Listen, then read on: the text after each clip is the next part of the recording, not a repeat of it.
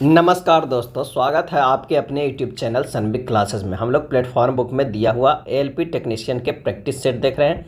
आज practice set number 23 देखेंगे, जिसमें दिया हुआ सारा प्रश्न को डिटेल सॉल्यूशन भी करेंगे। तो आइए शुरू करते हैं पहले प्रश्न से। पहला प्रश्न है कि तरुण को 8,50,000 के ऋण के लिए वार्षिक रूप से चक्रवृद्धि होने वाली 5% प्रतिवर्ष की दर पर 2 वर्ष में कितना चक्रवृद्धि ब्याज देना होगा, ये हमें प्रश्न कह रहा है। तो आइए कैसे सोल्व करते हैं। 5% की कह रहा है चक्रवृद्धि ब्याज है, तो इसको लिख सकते हैं 1/20। अगर इसे जोड़ लेंगे एक तो कितना हो जाएगा, ये 21/20। 2 साल के कह रहा है तो 21/20 को हम क्या करेंगे, स्क्वायर कर लेंगे, ये हो जाएगा 441/400।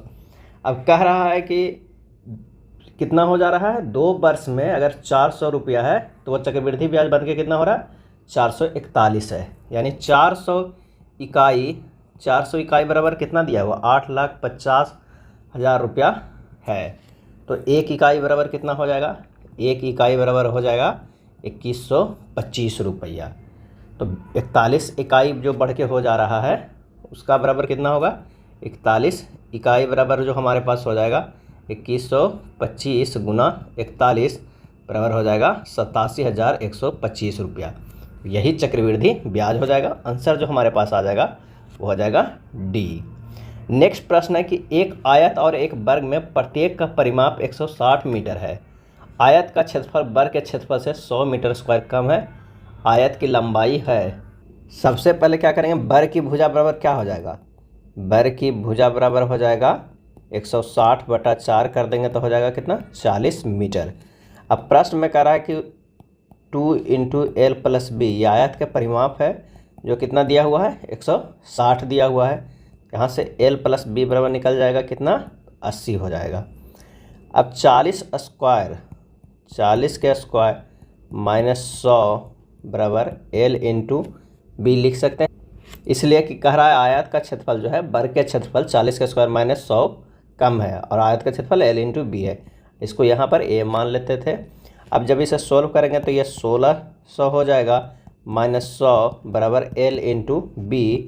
L × B बराबर क्या हो जाएगा, 1500 हो जाएगा। अब एक फार्मूला जानते हैं कि L+B के होल स्क्वायर -L-B के होल स्क्वायर बराबर 4LB होता है।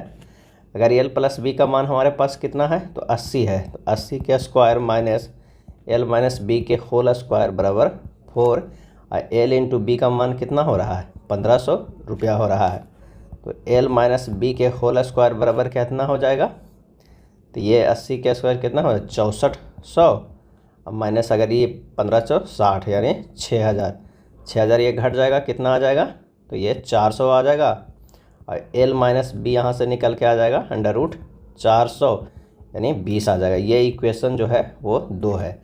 अब हमारे पास मान आ गया है, कौन कौन सा आ गया है, एक तो आ गया है कि L+B जो शुरुआत में आया था कितना 80 और दूसरा एक आया था L-B बराबर कितना 20। अब यहाँ से L का मान निकल जाएगा और B का, तो L बराबर यहाँ से 50 आ जाएगा। अब B का मान जो आ जाएगा कितना आ जाएगा, 30 आ जाएगा। और आयत की लंबाई जो हमारे पास कितना आ गया, तो 50 पूछ रहा है आयत की लंबाई, तो 50 आंसर जो हमारे पास होगा डी।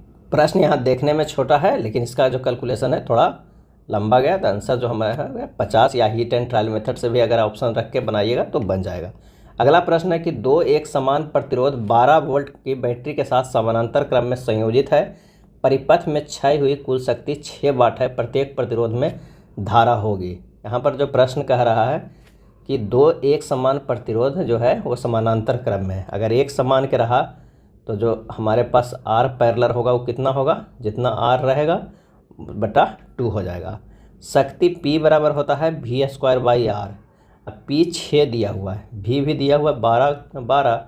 R बराबर हम कितना लिखेंगे, तो R/2 हो जाएगा कि समानांतर क्रम में संयोजित है। R का मान यहाँ से निकल जाएगा 48 ओम निकल जाएगा, कितना 48 ओम निकल जाएगा। अब कह रहा है कि प्रत्येक प्रतिरोध में धारा क्या होगा, धारा पूछ रहा है। तो I बराबर होता है V/R। V दिया हुआ है 12, R दिया हुआ है 48, तो आंसर हो जाएगा 0.25 एम्पियर।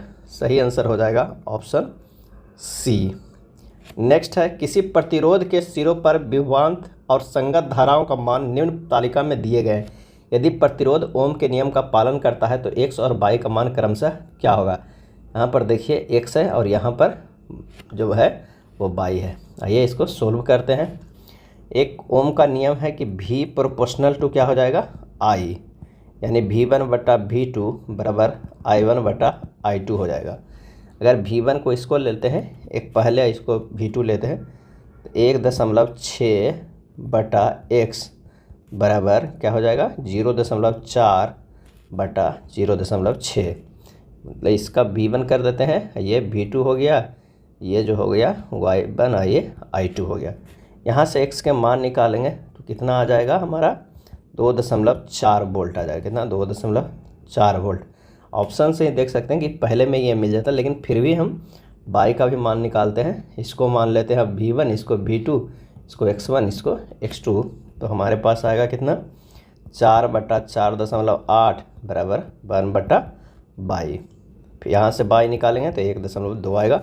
आंसर जो हमारे पास आ जाएगा A होगा। नेक्स्ट है, एक आदमी 30 मीटर दक्षिण की ओर चलता है। कितना चलता है, 30 मीटर दक्षिण की ओर चलता है और फिर अपने दाईं ओर मुड़कर वह 30 मीटर चलता है। फिर अपनी बाईं ओर मुड़कर 20 मीटर चलता है। फिर से अपनी बाईं ओर मुड़कर वह 30 मीटर चलता है। वह अपने शुरुआती बिंदु से कितनी दूरी पर है। यानी पहले दक्षिण की ओर 30 मीटर चलता है, उसके बाद फिर दाईं ओर मुड़ के 30 मीटर चलता है, अब फिर वह बाईं ओर मुड़कर कितना चलता है, 20 मीटर चलता है। फिर अपना बाईं ओर मुड़कर कितना चलता है, 30 मीटर चलता है। अब शुरुआती से कितना दूर हो गया, 30 ये हो गया और इतना दूर 20 हो गया, तो कितना हो गया, टोटल 50 मीटर दूरी। आंसर जो हमारे पास होगा वो हो जाएगा डी। नेक्स्ट प्रश्न है, एक घर में 6 लोग हैं, L, M, N, O, P और Q रहते हैं। N Q की बहन है। N जो है वो क्या है, Q की बहन है, यानी Q जो हो गया भाई हो गया, N जो हो गया बहन हो गया। कह रहा है M है जो P के पति का भाई है। कोई M है जो P के पति का है, कोई P है, उसका कोई यहाँ पर पति है और उसका ये भाई है। कौन है, वो है M है। उसके बाद कह रहा O L का पिता है। O जो है L का पिता है। यहाँ पर अगर O दे देते हैं, ये L मान लेते हैं, तो L के ये पिता है और Q के दादा है, यानी Q के भी दादा हो जाएंगे। तो यानी L के पुत्र जो कौन हो गया, वो Q हो गया। इस समूह में 2 पिता हो गए। तो देखिए 2 पिता कौन कौन हो गए, एक तो O पिता हो गया और L पिता हो गया। एक माता है, ये पत्नी है इसका, L के पत्नी कौन, P है, तो ये माता हो गए, यानी P माता हो गए। 3 भाई है, देखिए एक भाई A है, एक भाई L है और एक भाई Q है, यानी 3 भाई। तो P का पति कौन है, तो P के पति कौन हो जाएगा, L हो जाएगा। आंसर जो हमारे पास आएगा वो होगा A। नेक्स्ट है, सविनय अवज्ञा आंदोलन के संबंध में निम्नलिखित में कौन सा कथन जो है वो गलत है। तो हो जाएगा, इस आंदोलन का प्रारंभ ऐतिहासिक दांडी मार्च के साथ हुआ था। सविनय अवज्ञा बिल्कुल सही। इस आंदोलन में सम्मिलित लोगों द्वारा सरकारी कानूनों को बहिष्कार किया गया, ये भी सही। अंग्रेजी सरकार द्वारा भारतीय राष्ट्रीय कांग्रेस को अवैध घोषित कर दिया गया था, ये भी सही है। 5 मई 1930 को गांधी जी को गिरफ्तारी के साथ आंदोलन समाप्त हो गया था, ये जो है वो गलत हो गया था। सविनय अवज्ञा आंदोलन के दौरान गांधी जी की गिरफ्तारी के साथ आंदोलन समाप्त नहीं हुआ था। 5 मार्च 1931 ईस्वी को गांधी इरविन समझौता के द्वारा सविनय अवज्ञा आंदोलन स्थगित कर दिया गया था। गांधी इरविन समझौता को दिल्ली समझौता के नाम से भी जाना जाता है। अगला प्रश्न है, आंसर जो हो जाएगा यहाँ पर डी। अगला प्रश्न है, 125 मीटर और 115 मीटर लंबाई की 2 गाड़ियाँ समानांतर लाइनों पर एक दूसरे की ओर क्रमशः 33 किलोमीटर पर घंटा और 39 किलोमीटर पर घंटा की चाल से चल रही है। इन्हें आपस में मिलने के क्षण से एक दूसरे को पार करने में कितना समय लगेगा। तो सबसे पहले क्या निकालेंगे हम लोग, सापेक्ष गति। तो सापेक्ष गति कितना हो जाएगा, दोनों जुड़ जाएगा, 33 + 39 यानी 72 किलोमीटर पर घंटा। अब उसको अगर हम मीटर पर सेकंड में बदलेंगे तो 72 × 5/18 करते हैं तो हो जाता है 20 मीटर पर सेकंड। अब पार करने में लगा समय, तो दोनों गाड़ियों की लंबाई बटा सापेक्ष गति। दोनों गाड़ियों की लंबाई 125 + 115/20 यानी 240/20 कितना हो जाएगा, 12 सेकेंड। आंसर जो हो जाएगा हमारे पास वो हो जाएगा सी। नेक्स्ट है, 25% वाले अल्कोहल को 50% वाले अल्कोहल के साथ किस अनुपात में मिलाया जाए कि 40% सांद्रता वाला अल्कोहल का मिश्रण हो जाए, 40% सांद्रता वाला हो जाए। तो आप ऐसे कर दी, कितना हो जाएगा, ये 15 हो जाएगा और ये 10 हो जाएगा, यानी 10:15, यानी ये हो जाएगा 2:3 में मिलाना होगा। आंसर जो हमारे पास आ जाएगा वो सी हो जाएगा। बाह्य बलों की अनुपस्थिति में एक तरल छोटी बूंद की आकृति को निर्धारित करने वाला कारक है, और इसका सही आंसर हो जाएगा ऑप्शन बी, पृष्ठ तनाव। बाह्य बलों की अनुपस्थिति में एक तरल की छोटी बूंद की आकृति को निर्धारित करने वाला कारक पृष्ठ तनाव है। पृष्ठ तनाव द्रव के ऊपरी पृष्ठ पर लगने वाले बल तथा लंबाई का अनुपात होता है। अगले प्रश्न पर चलते हैं कि धारा वाले एक सीधे धारावाही चालक से R, 2R और 3R दूरी पर स्थित 3 बिंदु है P, Q और S पर विचार कीजिए। कार्य क्रमशः बिंदुओं P, Q और S पर उत्पन्न चुंबकीय क्षेत्र BP, BQ और BS के परिमाण के बारे में निम्न में से कौन सा कथन सही है। तो जो हमारे पास dV बराबर एक फार्मूला होता है μ0/4π × LdL sin थीटा बटा R², ये फार्मूला होता है। या कह सकते हैं कि जो B होता है वो प्रोपोर्शनल टू 1/R² होता है। तो जो BP अनुपात BQ अनुपात BS बराबर होगा 1/R² अनुपात 1/2R के स्क्वायर अनुपात 1/3R के स्क्वायर। तो हो जाएगा यहाँ पर कितना, BP greater than BQ greater than BS। Answer जो हमारे पास आ जाएगा वो कौन सा आ जाएगा, सी हो जाएगा। नेक्स्ट है, उस वेन आरेख का चयन करें जो दिए गए वर्गों के समूह के बीच के संबंध को सर्वोत्तम ढंग से निरूपित करता है। School, classroom, black board. तो यहाँ पर हो जाएगा, क्या हो जाएगा, ये ब्लैक बोर्ड अगर हम करते हैं तो ब्लैक बोर्ड कहाँ रहता है, क्लासरूम के अंदर। क्लासरूम कहाँ रहता है, स्कूल के अंदर। तो आंसर जो होगा वो होगा सी। अब कथन एवं निष्कर्ष का प्रश्न है कि पुराने पत्तों के स्थान पर नए पत्ते आते हैं। निष्कर्ष, पुराने पत्तों के बिना नए पत्ते नहीं आ सकते हैं, पुराने पत्ते बेकार होते हैं। सही आंसर जो हो जाएगा वो हो जाएगा सी, ना तो निष्कर्ष 1 और ना ही 2 पालन करता है। कथन के अनुसार पुराने पत्तों के स्थान पर नए पत्ते आते हैं, अर्थात पुराने पत्तों के बिना नए पत्ते नहीं आ सकते, ये कथन गलत होगा। और यह जरूरी नहीं कि पुराने पत्ते बेकार हो जाते हैं, तो ये भी नहीं। तो आंसर जो हम होगा ना तो निष्कर्ष 1 और ना ही 2 पालन करता है।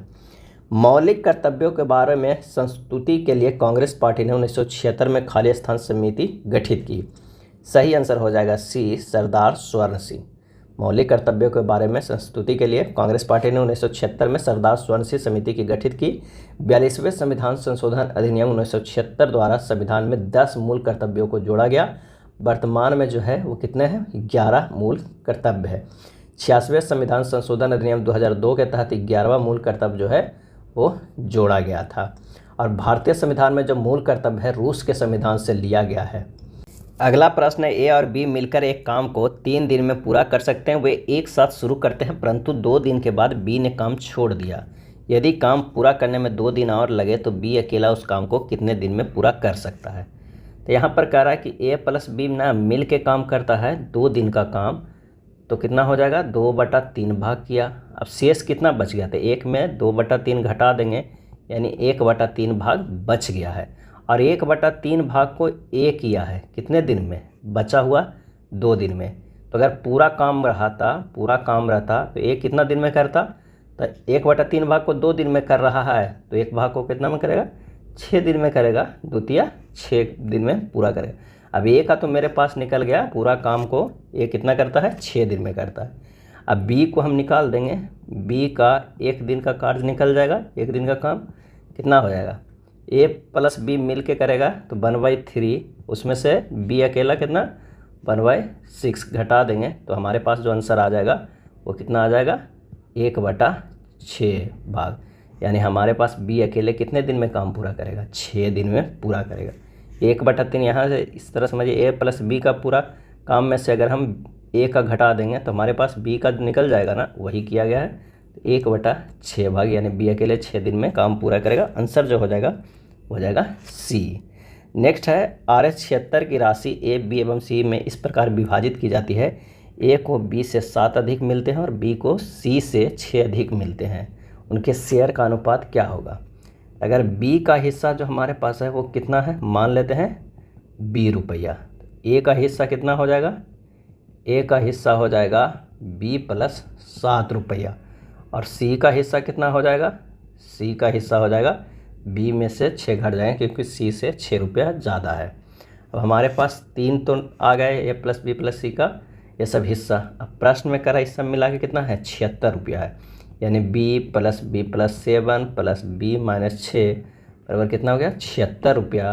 तो 3b बराबर कितना हो जाएगा, 76 माइनस 1 बराबर 75 रुपया। बी का मान कितना आ गया, 25 रुपया। ए का हिस्सा कितना हो गया, 32 रुपया। बी का हिस्सा तो 25 आया ही, सी का हिस्सा कितना हो जाएगा, 19 रुपया। यही हमारा अनुपात आ जाएगा। आंसर जो हो जाएगा वो कौन सा हो जाएगा, होगा बी। दो वस्तुओं के बीच की दूरी घटकर आधी हो जाने पर उनके बीच लगने वाले गुरुत्वाकर्षण बल पर क्या प्रभाव होता है। तो इसका जो आंसर हो जाएगा वो हो जाएगा बी, गुरुत्वाकर्षण बल 4 गुना हो जाता है। दो वस्तुओं के बीच की दूरी घटाकर आधी हो जाने पर उनके बीच की दूरी लगने वाला गुरुत्वाकर्षण बल 4 गुना हो जाता है, क्योंकि F जो होता है प्रोपोर्शनल टू 1/r² होता है। तो अगर F(r²) को हम कांस्टेंट कर देंगे तो हमारा जो हो जाएगा कितना, r को क्या कर रहा है, r/2 कर रहा है, यानी 4 हो जाएगा। तो अगर मतलब 4 गुना हो जाता है। आंसर जो हो जाएगा होगा बी। नेक्स्ट प्रश्न है, एक वस्तु नियत त्वरण से सरल रेखा पर विराम से गतिशील है, विराम से गतिशील है। वस्तु के विस्थापन में चौथे सेकंड में तीसरे सेकंड की तुलना में प्रतिशत वृद्धि कितनी होगी। तो हम इससे बराबर फार्मूला जानते हैं, एक फार्मूला होता है u + a/2 × 2n - 1 होता है। अब तीसरे सेकंड में तय दूरी u बराबर 0 क्योंकि विराम से कह रहा है, s3 बराबर हमारे पास हो जाएगा 0 + a/2 × 2 × n कितना 3 कह रहा है, -1 बराबर हो जाएगा 5a/2। और उसी तरह चौथे में हो जाएगा 0 + a/2 2 × 4 - 1 बराबर 7a/2। प्रतिशत वृद्धि कितनी हो रही है, प्रतिशत वृद्धि तो 7a/2 - 5a/2 बटा क्या हो जाएगा, 5a/2 गुना 100। बस इतना कर दीजिए, इसे सोल्व कीजिएगा तो ये 40% आंसर आ जाएगा। आंसर जो हमारे पास हो जाएगा बी। दिए गए कथनों पर विचार करें और निर्णय लें कि कौन सी धारणा इस कथन में अंतर्निहित है। ओलंपिक में पदक जीतना हमारे देश के लिए गौरव है। सही बात है, धारणाएं हैं। ओलंपिक खेल में कौशल दिखाने के लिए जगह प्रदान करता है। दूसरा, देश का प्रतिनिधित्व करने वाले खिलाड़ी अपने देश का गौरव है। आंसर जो हो जाएगा ऑप्शन डी, केवल एक अंतर्निहित है। कथन के अनुसार ओलंपिक खेल में कौशल दिखाने के लिए जगह प्रदान करता है, इसे धारणाएं एक अंतर्निहित है। नेक्स्ट है, एक विशिष्ट कूट भाषा में इस तरह लिखा जाता है, तो उसी कूट भाषा में वैल्यूज को किस रूप में लिखा जाएगा। तो सीधे यहाँ पर स्थानीय मान लिखा गया है कि सबका जितना स्थानीय मान है वही रख दिया है। तो वैल्यूज का स्थानीय मान बी का 22 हो जाएगा, ए का 1 हो जाएगा, एल का 12, यू का 21, ई के 5 और एस का 19 हो जाएगा। हमारा यही आंसर हो जाएगा ऑप्शन ए। भारत में एंजल कर खाली स्थान से संबंधित है। सही आंसर हो जाएगा सी, स्टार्टअप्स के। भारत में एंजल कर स्टार्टअप से संबंधित है। एंजल टैक्स वर्ष 2012 में प्रारंभ किया गया था। एंजल टैक्स का उद्देश्य है धन शोधन को रोकना है। अगला प्रश्न है कि 4 वर्ष बाद देय धन पर 10% वार्षिक दर से मिट्टी काटा 600 रुपये है, तत्काल धन क्या होगा। अगर देय राशि बराबर हम मान लेते हैं कितना, राशि बराबर x मान लेते हैं। अब शुद्ध बट्टा, यहाँ बट्टा का प्रश्न है, शुद्ध बट्टा बराबर क्या हो जाएगा, तो हो जाएगा x × 10 × 4 अब बटा 100 + 10 × 4। इसे सोल्व कीजिएगा तो कितना आ जाएगा, तो ये हो जाएगा 1040x बटा 140, यानी हो जाएगा 2x/7 आ जाएगा। अब प्रश्न में कह रहा है 2x/7 बराबर कितना, 600। तो x का मान कितना हो जाएगा, 2100 रुपया। अब वर्तमान धन पूछ रहा है, वर्तमान धन बराबर यानी तत्काल धन बराबर हो जाएगा कितना, 2100 में 600 मिति काटा को घटा देंगे तो आ जाएगा कितना, 1500। यही हमारा आंसर आ जाएगा ऑप्शन डी। नेक्स्ट है, यदि 14:22 समानुपात 7:8 है तो 22 का मान क्या होगा। तो सीधे से कर दीजिए, 14/22 बराबर 7/8। आंसर हो जाएगा क्या होगा, 22 बराबर होगा 14 × 8, 14 × 8/7 यानी 16। सही आंसर हो जाएगा सी। एक विज्ञान की पुस्तक में ए और बी द्वारा नामांकित 2 क्षण चुंबकों के चारों ओर चुंबकीय क्षेत्र रेखाओं को दर्शाया गया है। ए से 5 रेखाएं इसके उत्तरी ध्रुव से निकलती है और बी से 10 रेखाएं इसके दक्षिणी ध्रुव में प्रवेश करती है। ए की समर्थ बी की समर्थ होगी और इसका सही आंसर हो जाएगा वो होगा कि आधी होगी। ध्रुव ए से चुंबकीय रेखाओं की संख्या कितना 5 है, ध्रुव बी से चुंबकीय रेखाओं की संख्या कितनी है तो 10 है। तो बी ए बटा बी बी बराबर कितना 5/10 यानी 1/2 आधी होगी। किसी खींचे हुए तार की अनुदिश एक तरंग 3000 मीटर पर सेकंड की चाल से गुजरती है। यदि तार में तनाव 4 गुना हो जाए तो तरंग का वेग क्या हो जाएगा। तो आइए इसे कहते हैं तार के अनुदिश तरंग का वेग जो हम होता है v बराबर √T/m होता है और ये कितना दिया हुआ है 3000 मीटर पर सेकंड। अब तार में तनाव 4 गुना हो गया तो v डैश बराबर क्या होगा √4T/m हो जाएगा, यानी हम 2 बाहर निकल जाएगा, T/m होगा और 2 गुना √T/m का मान कितना दिया हुआ है 3000 दिया हुआ है, तो ये हो जाएगा 6000 मीटर पर सेकंड। आंसर जो हमारे पास आ जाएगा वो हो जाएगा सी। सितार के तार को छेड़ने पर उसमें अनुप्रस्थ तरंग उत्पन्न होता है और अनुप्रस्थ तरंग जो होता है माध्यम के लंबता गमन करता है। नेक्स्ट है दिए गए समीकरण को संतुलित करने के लिए किन 2 चिन्हों के स्थानों को आपस में बदलना चाहिए। तो इसका आंसर जो हो जाएगा वो हो जाएगा ए। अगर इस समीकरण जो दिया हुआ है उसको संतुलित कीजिएगा तो ये चिन्ह को बदलना होगा। 5 व्यक्ति एक पंक्ति में बैठे हैं, 2 व्यक्ति डी और एच अंतिम छोरों पर बैठे हुए हैं। जो व्यक्ति है डी और एच जो है वो अंतिम छोरों पे बैठे हुए हैं।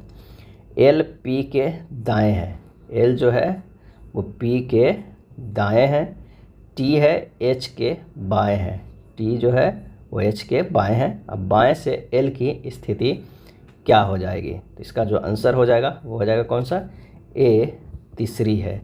कारण बाएं से एल की स्थिति कितना है तो ये तीसरी है। मुगलों के घरेलू जीवन को संदर्भित करने के लिए निम्नलिखित में से किस शब्द का उपयोग किया जाता था, और इसका सही आंसर हो जाएगा सी हरम। मुगलों के घरेलू जीवन को संदर्भित करने के लिए हरम शब्द का उपयोग किया जाता है। हरम मुगल कालीन महिलाओं यानी शाही महिलाओं के रहने वाले स्थान को कहा जाता है।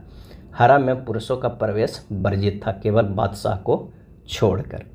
निम्न को अवरोही क्रम में व्यवस्थित कीजिए। इसे क्या करना है अवरोही क्रम में व्यवस्थित करना है।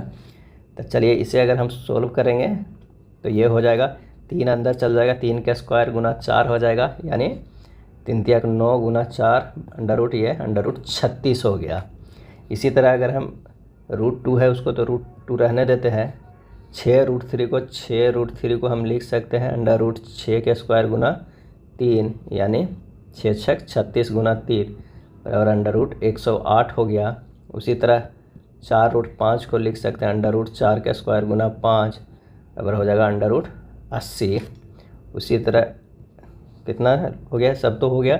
अब हमें देखना है कि कौन सबसे ज़्यादा है, तो सबसे ज़्यादा है जो √108 वाला सबसे ज़्यादा है, ग्रेटर देन जो हो जाएगा √80, ग्रेटर देन √36 और ग्रेटर देन √2, यानी हमारे पास जो आंसर आएगा वो कौन सा आ जाएगा तो डी सही हो जाएगा।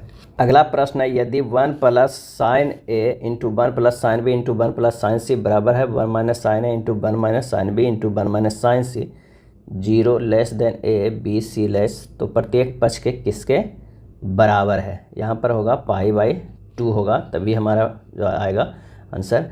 चलिए अब इसे मान लिया कि पूरे को हम कितना मान लेते हैं x मान लेते हैं। ये जो पूरा इक्वेशन दिया हुआ है उसको x मान लेते हैं। अब x गुना x करेंगे तो क्या है, ये भी x है और ये भी x है और दोनों बराबर।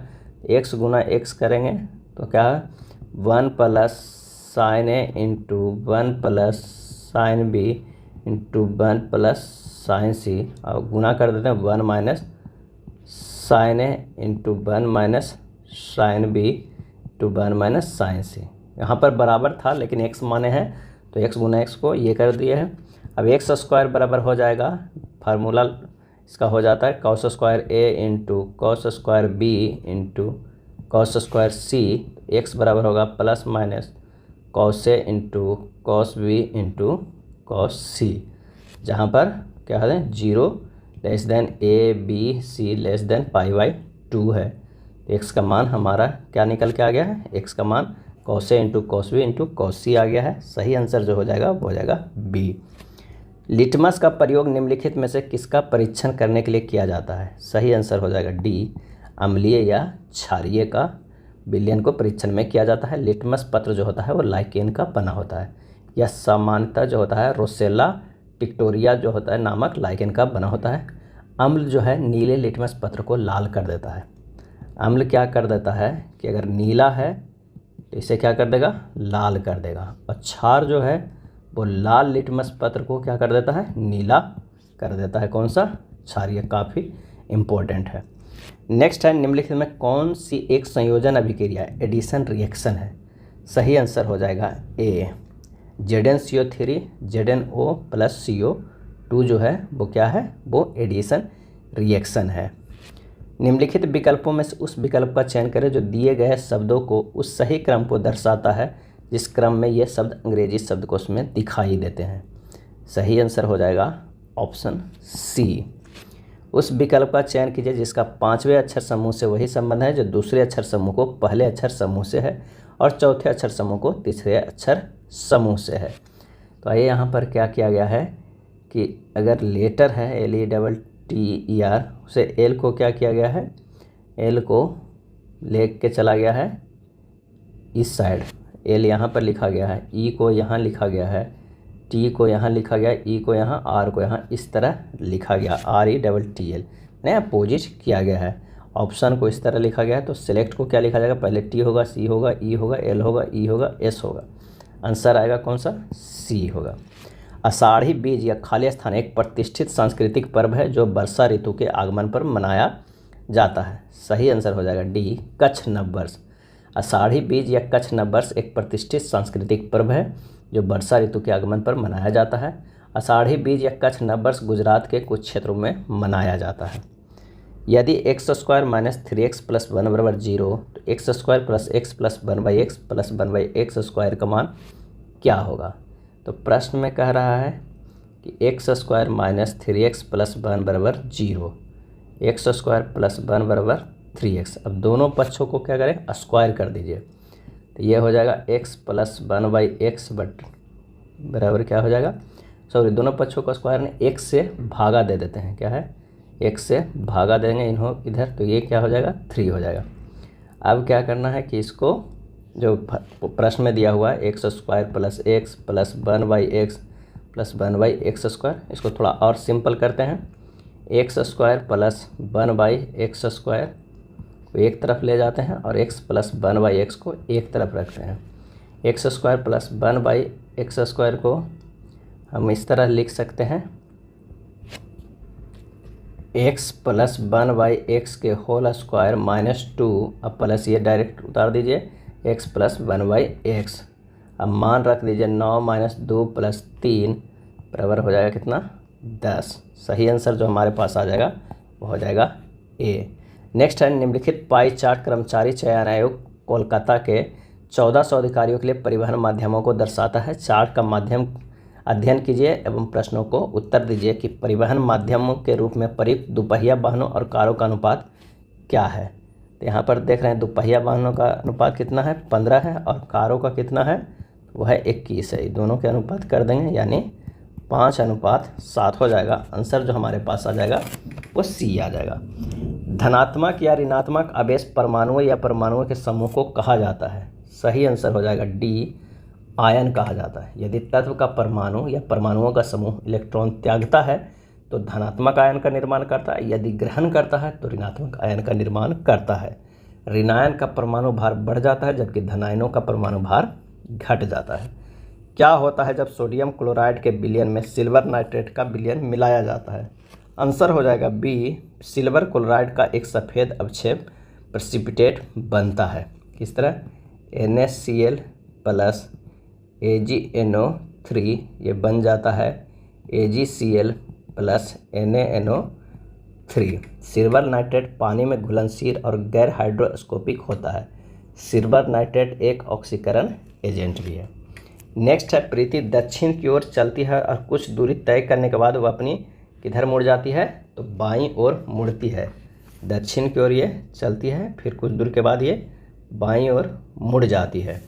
उसके बाद कह रहा है फिर वह दाईं ओर मुड़ती है, फिर वह दाईं ओर मुड़ती है और अंत में वो बाईं ओर मुड़ती है। वह किस दिशा में जा रही है, तो ये पूरब दिशा में जा रही है। आंसर जो हमारे पास हो जाएगा वो हो जाएगा सी। उस विकल्प का चयन करें जिसका पांचवी संख्या से वही संबंध है जो दूसरी संख्या का पहली संख्या से और चौथी संख्या का तीसरी संख्या से है। आइए देखते हैं ये किस तरह है। अगर 10 के स्क्वायर करेंगे तो ये 100 हो जाएगा और इसमें 10 ऐड करेंगे तो ये 110 हो जाएगा। 7 की बात करें तो 7 के स्क्वायर करेंगे तो 49 हो जाएगा, उसमें 7 जोड़ेंगे तो ये 56 हो जाएगा। 17 की बात करते हैं तो 17 के स्क्वायर हो जाएगा कितना, तो 17 का स्क्वायर हो जाएगा 289, उसमें से 17 जोड़ेंगे तो कितना हो जाएगा 306। सही आंसर होगा वो होगा डी। नेक्स्ट है, यदि 10 मार्च 2011 को गुरुवार है तो 8 अप्रैल 2022 का सप्ताह का कौन सा दिन हो जाएगा।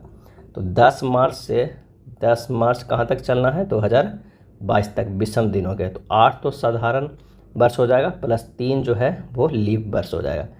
उसके बाद कितना हो गया, 3 लीप वर्ष हो जाएगा। तो लीप वर्ष में 2 दिन होता है, तो 3 गुना 2 दिन हो गया, तो 8 प्लस 6, अगर उससे 7 से भागा देंगे यानी 0 दिन बचेगा विषम दिन हमारे पास। अब 10 मार्च से 8 अप्रैल 2022 तक विषम दिनों की संख्या कितना होगा, तो वो हो जाएगा 21 दिन। तो पहले वो मार्च का हो गया प्लस जो 8 अप्रैल का 8 का बटा 7 करेंगे तो कितना होगा, 1 दिन विषम हो गया, यानी कुल विषम दिनों की संख्या 1 दिन आया। अगर गुरुवार था और एक विषम दिन जुड़ जाएगा तो कितना हो जाएगा, वो हो जाएगा शुक्रवार। अगर कैलेंडर का बहुत अच्छा वीडियो देखना चाहते हैं तो सनबिक मैथ पर है, लिंक डिस्क्रिप्शन में दिया हुआ है, एक बार ज़रूर जाकर विजिट करें और बहुत अच्छा वीडियो है। प्रधानमंत्री नरेंद्र मोदी ने कहां पर विश्व के सबसे लंबे रेलवे प्लेटफॉर्म का उद्घाटन किया, और इसका जो सही आंसर हो जाएगा वो क्या हो जाएगा, बी, हुबली धारवाड़ में ये उद्घाटन किया सबसे लंबे रेलवे प्लेटफॉर्म का। विश्व के सबसे लंबे रेलवे प्लेटफॉर्म कर्नाटक के सिद्धरूढ़ा स्वामीजी हुबली स्टेशन का है। इस प्लेटफॉर्म की जो लंबाई है वो 1507 मीटर है, प्लेटफॉर्म नंबर 8 की लंबाई है। इससे पहले गोरखपुर जंक्शन का था जो कितना था, तो गोरखपुर वाला जो था वो कितना है, 1366.33 मीटर था। अगला प्रश्न है कि 11 विद्यार्थियों का औसत वजन 50 किलोग्राम है। यदि शिक्षक के 70 किलोग्राम वजन को कुल वजन में जोड़ा जाए तो नया औसत क्या हो जाएगा। तो नया औसत जो पहले तो कितना था, 50 था। अब उसमें 70 में से 50 घटा के 12 से भागा दे दीजिएगा तो ये जुड़ जाएगा कितना, 50 प्लस 1.66 कितना होगा, 51.66। यही हमारा आंसर हो जाएगा, वो हो जाएगा बी। या एक तरीका और भी है कि 11 विद्यार्थी को 11 गुना 50 कीजिए प्लस 70 जोड़िए और भागा कितना दे दीजिए, 12 से भागा दीजिए, तब भी हमारा जो आंसर आएगा 51.66 आएगा। नेक्स्ट है, भिन्नों को सही अवरोही क्रम में बताएं। तो 7/8 को हम कितना लिख सकते हैं, 0.875 लिख सकते हैं। 13/16 को लिख सकते हैं 0.8125। उसी तरह 31/40 को क्या लिख सकते हैं, 0.775। 63/80 हो जाएगा 0.7875। अब इसे अवरोही क्रम में अगर सजाएंगे तो ये हो जाएगा 0.875 greater than 0.8125 greater than 0.7875 greater than 0.775। तो आंसर जो हमारे पास हो जाएगा वो हो जाएगा ए। सल्फ्यूरिक एसिड H2SO4 में सल्फर का ऑक्सीकरण संख्या क्या होगा। H2SO4 में S का ऑक्सीकरण क्या हो जाएगा, तो यहाँ इस तरह है, H का क्या होता है, 1 होता है, 2 गुना 1 प्लस S का पूछ रहा है तो वो X हो जाएगा, अब प्लस S जो है वो 4 हो जाएगा, गुना -2 बराबर कितना हो जाएगा 0, यानी 2 + x - 8 बराबर 0। तो x बराबर हो जाएगा +8 और -2, यानी x का मान जो हो जाएगा वो कितना हो जाएगा +6। आंसर जो हो जाएगा वो हो जाएगा 6। या फिर याद भी रखिए H2SO4 में सल्फर का ऑक्सीकरण कितना होता है, 6 होता है। चलिए अगले प्रश्न पे चलते हैं। यौगिक X का उपयोग कांच और साबुन उद्योग में किया जाता है। इस यौगिक में क्रिस्टलन जल के 10 अणु मौजूद हैं। इसके विलयन का pH मान 7 से अधिक है। यौगिक X की पहचान कीजिए। आंसर जो हो जाएगा ए, धोबन सोडा। कौन सा हो जाएगा, धोबन सोडा। धोबन सोडा का रासायनिक जो सूत्र होता है वो क्या होता है, Na2CO3 × 10H2, वो होता है धोबन सोडा के। अगर बेकिंग सोडा की फार्मूला की बात करें तो NaHCO3 होता है। ब्लीचिंग पाउडर क्या होता है, CaOCl Cl होता है। और अगर सोडियम हाइड्रोक्साइड की बात करें तो सोडियम हाइड्रोक्साइड का क्या होता है, NaOH होता है। सोडियम हाइड्रोक्साइड NaOH फार्मूला होता है। चलिए नेक्स्ट प्रश्न पे चलते हैं। कथन एवं निष्कर्ष में सभी लैपटॉप, सभी जो हमारे पास क्या है, लैपटॉप जो है वो क्या है, कंप्यूटर है। सभी जो लैपटॉप है वो क्या है, कंप्यूटर है। अब कुछ मेज़ जो है वो लैपटॉप है, कुछ मेज़ जो है यहाँ हो जाएगा, ये हो जाएगा मेज़ जो लैपटॉप है। अब निष्कर्ष में आते हैं। सभी मेज़ कंप्यूटर है, गलत है। कुछ मेज़ कंप्यूटर है, बिल्कुल सही है। कुछ कंप्यूटर लैपटॉप है, बिल्कुल सही। आंसर जो हो जाएगा वो हो जाएगा बी, केवल निष्कर्ष सेकेंड और थर्ड अनुसरण करता है। नेक्स्ट प्रश्न है, दिए गए विकल्पों में वह संख्या चुने जो निम्नलिखित श्रृंखला में प्रश्नवाचक चिन्ह के स्थान पर आएगा। 121 जो लिखा हुआ है 11 के स्क्वायर है, 169 जो है वो 13 के स्क्वायर है, 225 है जो 15 के स्क्वायर है, 289 है 17 का स्क्वायर। अगला क्या होगा, 19 का स्क्वायर हो जाएगा। ये कितना आंसर हो जाएगा, इसका जो सही आंसर हो जाएगा 361। तो सही आंसर है टी। अक्षरों के उस संयोजन का चयन करें जो दी गई श्रृंखला में रिक्त स्थानों में क्रमिक रूप से रखे जाने पर श्रृंखला को पूर्ण करेगा। तो इसका जो सही आंसर हो जाएगा वो हो जाएगा सी। इंडियन ओपन 2024 के पुरुष एकल खिताब के विजेता बने हैं। सही आंसर होगा बी, CUQ जो है वो इंडिया ओपन 2024 के पुरुष एकल खिताब के विजेता है। इंडिया ओपन 2024 में महिला एकल के खिताब ताई तजू युंग ने जीता है। 2024 India open Yonex sunrise India open 2024 के रूप में जाना जाता है। नेक्स्ट है, 10 विद्यार्थियों के समूह द्वारा एक परीक्षा में 20 में से प्राप्त अंक नीचे दिए गए हैं। आंकड़ों का बहुलक ज्ञात कीजिए। तो आंकड़ों का बहुलक बराबर जो होता है अधिकतम 12 बारता वाला परीक्षण। तो सबसे ज़्यादा यहाँ आया है 15, 1 2 3, 3 बार 15 आया है, बाकी 3 बार कोई नहीं, सबसे ज़्यादा में यही है। तो आंसर होगा सी। यदि एक त्रिभुज के दो कोण 21 डिग्री और 38 डिग्री है तो त्रिभुज क्या होगा। तो आंसर हो जाएगा वो हो जाएगा सी, अधिक कोण त्रिभुज होगा। त्रिभुज का तीसरा कोण हमें पहले निकालना होगा। तो 180 - 21 + 38 कितना आ गया, 121 डिग्री, जो कि 90 डिग्री से ज़्यादा है। तो वो हमारा कौन सा हो जाएगा, त्रिभुज अधिक कोण त्रिभुज हो जाएगा। नेक्स्ट है, 3Fe + 4H2O Fe3O4 + 4H2 उत्पादों में परमाणुओं की कुल संख्या ज्ञात कीजिए। तो यहाँ पर देखते हैं उत्पादों की कुल संख्या। H जो है वो कितना है, वो 8 है। Fe के उत्पादन कितना है, 3 है। O का 4 है, यानी टोटल परमाणुओं की संख्या कितनी हो गई, 15। 4 3 7 और 7 + 8 15। सही आंसर हो जाएगा वो हो जाएगा 1। पुरुषों में प्राथमिक यौन अंग सेक्स ऑर्गन्स कौन सा होता है। सही आंसर हो जाएगा बी, वृषण। पुरुषों में प्राथमिक यौन अंग सेक्स ऑर्गन वृषण होता है। मानव एक लिंगी प्राणी है, यह जरायुज होते हैं। मादा में जनन अंग 12 से 13 वर्ष की आयु में तथा नर में 15 से 18 वर्ष की आयु में क्रियाशील हो जाते हैं। तो आंसर जो हो जाएगा वो हो जाएगा बी। अगला है, दिए गए विकल्पों में से वह पूर्ण समूह चुने जो निम्नलिखित श्रृंखला में प्रश्नवाचक चिन्ह के स्थान पे आएगा। अब यहाँ देखिए, M से +N गया, N से +O गया, O से P, अब P से क्या जाएगा, Q जाएगा। हमारा तो पहला आ गया और इसी से आंसर भी मिल जा रहा है कि B होगा। लेकिन अगर फिर भी चेक कीजिएगा, यहाँ पे C से 0, फिर C, फिर C, फिर C, यानी दूसरा C आएगा। आंसर मिल जा रहा है, ऑप्शन B ही होगा। उस आकृति का चयन करें जो निम्नलिखित श्रृंखला में प्रश्नवाचक चिन्ह के जगह पर आ सकती है। इसका जो सही आंसर हो जाएगा वो हो जाएगा कौन सा, B होगा। क्या होगा, क्योंकि दी गई श्रृंखला में संख्या के क्रम अक्षर को स्थानीय मान जैसा लिखा गया है। अगर यहाँ पर A है तो E होगा, नो I, O के 15, अब ये U 21 होगा। तो आंसर हो जाएगा B। दिए गए पैटर्न को ध्यानपूर्वक अध्ययन करें और उस संख्या का चयन करें जो प्रश्न चिन्ह के जगह पर आ सकता है। तो अगर 10 - 3 करेंगे और गुना 2 करेंगे तो हो जाएगा कितना, 7 × 2 14 हो जाएगा। उसी तरह 49 - 15 करेंगे, यानी पहला ये 2 अक्षर माइनस किया गया है और उसमें गुना 2 किया गया है, तो ये आ रहा है 68, ये तीसरा आ रहा है। उसी तरह 33 - 19 करेंगे और गुना 2 करेंगे तो आ जाएगा 14 × 2 = 28। आंसर जो हो जाएगा वो होगा A। हाल ही में तोरंगिया उत्सव कहाँ मनाया जाता है। सही आंसर हो जाएगा B, अरुणाचल प्रदेश में मनाया जाता है तोरंगिया उत्सव। तोरंगिया उत्सव जो है वो अरुणाचल प्रदेश में मोनपा जनजाति समुदाय द्वारा मनाया जाता है। और बिहार में थावे महोत्सव गोपालगंज में आयोजन किया गया था। भूमचू महोत्सव सिक्किम में मनाया जाता है और गज उत्सव असम के काजीरंगा राष्ट्रीय उद्यान में आयोजित किया जाता है। निम्नलिखित संख्या युग में कौन सा सहअभाज्य है? सहअभाज्य उस संख्या को कहते हैं जिसका जो है HCF कितना होना चाहिए, वह 1 होना चाहिए। तो विकल्प अगर हम सी में देखते हैं 39 और 68 का, वो सहअभाज्य है। प्रतिजैविक खाली स्थान के उपचार में प्रभावी है, और इसका आंसर हो जाएगा डी, हैजा। प्रतिजैविक हैजा के उपचार में प्रभावी है। वे रसायन जो सूक्ष्म जीव जैसे जीवाणु, कवक, फफूंद आदि से तैयार किए जाते हैं तथा दूसरे हानिकारक जीव जो मनुष्य में संक्रामक रोग उत्पन्न कर देते हैं या उनकी वृद्धि को रोक देते हैं, उन्हें प्रतिजैविक औषधि कहते हैं।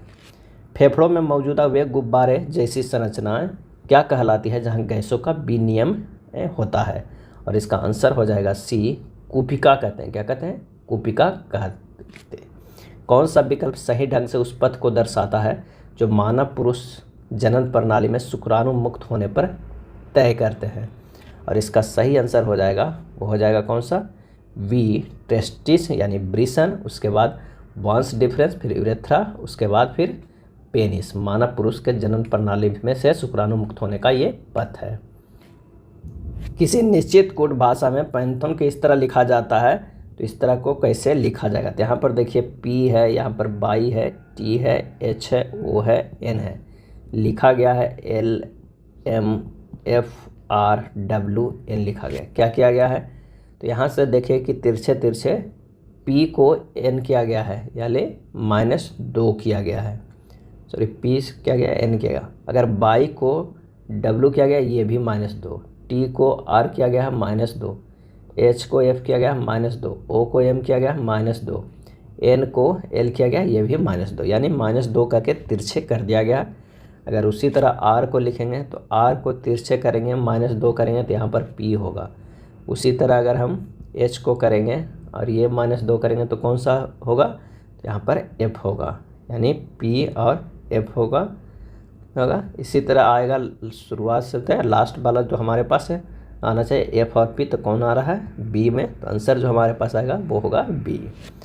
एक कथन के बाद 2 निष्कर्ष दिए गए हैं, बताया कि कौन सा निष्कर्ष दिए गए कथन के आधार पे सत्य है। तो इसको अगर उपयुक्त व्यवस्था को स्पष्ट करेंगे तो यहाँ पर हो जाता है एस लेस इक्वल देन भी। तो हमारे पास जो हो जाएगा एस बराबर भी, ये संभावना है, और भी ग्रेटर देन एस, ये भी संभावना है। आंसर जो आ जाएगा वो कौन सा हो जाएगा? वो हो जाएगा ए। या तो निष्कर्ष 1 या 2 सत्य है, यानी दोनों जो संभावना है वो सत्य हो सकता है। कथन एवं धारणाएं का प्रश्न है। आइए देखते हैं कि कांच की बोतलों को उन हरे कूड़ेदानों में न फेंके जो अन्य पुनर्चक्रण योग्य अपशिष्ट पदार्थ के लिए है। धारणाएं, कांच की बोतलों को एकत्र करने हेतु निर्दिष्ट कूड़ेदान अन्य पुनर्चक्रण योग्य वस्तुओं को एकत्र करने हेतु प्रयुक्त कूड़ेदानों से अलग रंग के होते हैं। कांच की बोतलें गैर पुनर्चक्रण योग्य अपशिष्ट के साथ फेंकी जानी चाहिए। सही जो आंसर हो जाएगा वो हो जाएगा बी, केवल धारणाएं जो है वो एक है, निहित है। नेक्स्ट है, वर्तमान में राष्ट्रीय महिला आयोग के अध्यक्ष कौन है? सही आंसर हो जाएगा ए, रेखा शर्मा है। वर्तमान में राष्ट्रीय मानवाधिकार आयोग का अध्यक्ष अरुण कुमार मिश्रा है। चीफ ऑफ डिफेंस स्टाफ जो है वो अनिल चौहान है। और न्यायमूर्ति पिनाकी चंद्र घोष लोकपाल के प्रथम अध्यक्ष बने थे। आंकड़ों के किसी समुच्च के माध्य, माध्यिका और बहुलक के बीच के प्रयोग सिद्ध संबंध एम्पिरिकल रिलेशन को किस सूत्र द्वारा निरूपित किया जाता है? एम्पिरिकल रिलेशन को तो बहुलक बराबर जो होता है, बहुलक बराबर फार्मूला हम लोग होता है 3 गुना माध्यिका, माध्यिका -2 गुना माध्य होता है। जब इसे अरेंज करेंगे तो हमारे पास जो आंसर में होगा वो होगा ए, माध्य माइनस बहुलक बराबर 3 गुना माध्य माइनस माध्यिका। नेक्स्ट है, पादपों में उत्सर्जन की प्रक्रिया के संबंध में इनमें से कौन सा कथन गलत है? आंसर हो जाएगा बी, प्रकाश संश्लेषण के अपशिष्ट उत्पाद स्टार्च के रूप में संचित हो सकते हैं। ये जो है वो कथन गलत है। प्रकाश संश्लेषण के अपशिष्ट उत्पाद स्टार्च के रूप में संचित हो सकते हैं। पादपों में उत्सर्जन की प्रक्रिया के संबंध में ये कथन गलत है। पादपों में उत्सर्जन की प्रक्रिया में अपशिष्ट उत्पाद पुराने जाइलम में रॉल और गोंद के रूप में संचित हो सकते हैं। पादपों के उत्सर्जन की प्रक्रिया में अपशिष्ट उत्पाद कोशिकीय रिक्तिकाओं में संचित हो सकते हैं। और पादपों में उत्सर्जन की प्रक्रिया में अपशिष्ट उत्पाद झड़ने वाली पत्तियों में संचित हो सकते हैं।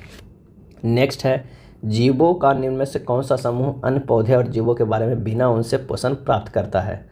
सही आंसर हो जाएगा ए जू, फीता कृमि, जोक, अमर बेल।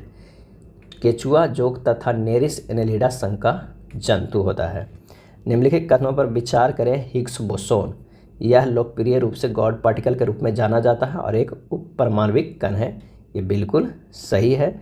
इसका अस्तित्व 2012 में CERN में LHC में प्रयोगों के माध्यम से सिद्ध हुआ था। ये भी सही है, यानी दोनों कथन सही है। सी आंसर हो जाएगा। यदि ऊर्ध्वाधर दर्पण की दी गई आकृति के दाईं ओर रखा जाए तो दर्पण में निर्मित सही दर्पण प्रतिबिंब कौन सा बनेगा? इसका जो आंसर हो जाएगा वो हो जाएगा सी। निम्नलिखित 4 आकृतियों में से 3 एक निश्चित प्रकार से समान है और एक भिन्न है। उस भिन्न आकृति का चयन कीजिए।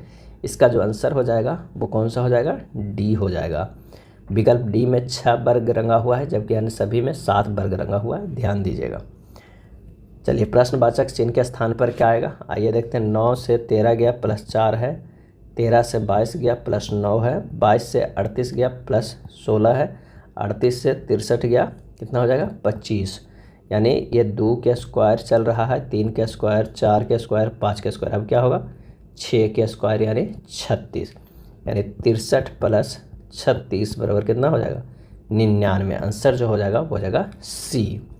दिसंबर 2023 में किस देश में विश्व का सबसे बड़ा परमाणु फ्यूजन संयंत्र शुरू किया गया? और इसका सही आंसर हो जाएगा सी, जापान में शुरू किया गया। इस संयंत्र का नाम रखा गया JT60SA। हाल ही में देश के सबसे बड़े स्वदेशी परमाणु संयंत्र काकरापर में शुरू किया गया है और विश्व का पहला तैरता हुआ परमाणु संयंत्र रूस में शुरू किया गया है। यह था ALP टेक्नीशियन प्लेटफॉर्म में दिया गया प्रैक्टिस सेट। अगर वीडियो अच्छा लगा तो लाइक एंड शेयर कर दीजिएगा। धन्यवाद।